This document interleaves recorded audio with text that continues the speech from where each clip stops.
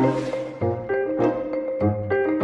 we're back with another edition of Campaign Context, this time looking ahead to a runoff election that will have major implications for the balance of power at the state capitol. It could also affect you as a Texan.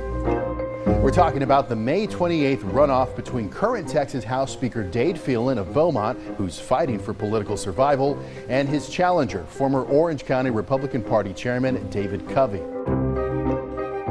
Our politics team found some new data showing just how much money is being spent on this race. We're going to go through that, plus some context on how Phelan found himself in this situation. So the voting battle is playing out in House District 21. That's in southeast Texas near the Louisiana state line. The district touches Jefferson, Orange, and Jasper counties. Well, according to advertising analytics group Ad Impact, a total of $6.9 million has been spent on political ads in this race, including the primary and the runoff. Ad Impact says the spending breaks down like this, and these are newly updated numbers. $3.5 million have been spent on ads in support of Phelan, $1.6 million has been spent in support of Covey, and $1.8 million spent on anti-Phelan ads.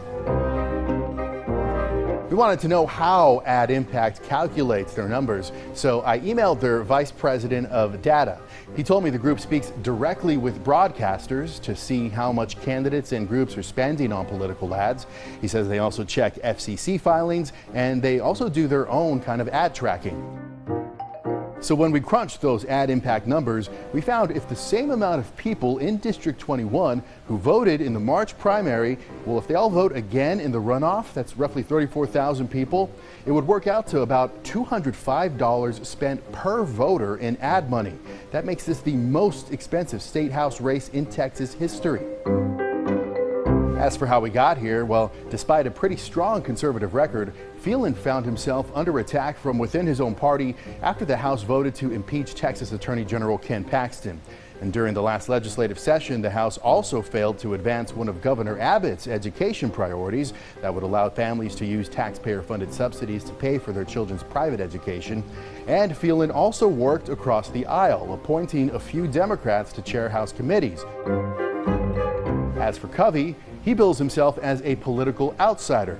He has the backing, though, of Attorney General Ken Paxton, along with Lieutenant Governor Dan Patrick and former President Trump.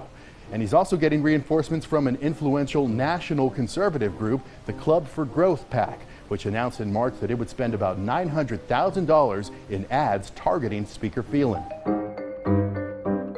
Now, on his campaign website, Covey says he does support parental rights when it comes to educational choices for their children, and he says he would also ban Democrats from chairing committees under a Republican-controlled House. Stay tuned for more campaign context as election season rolls on.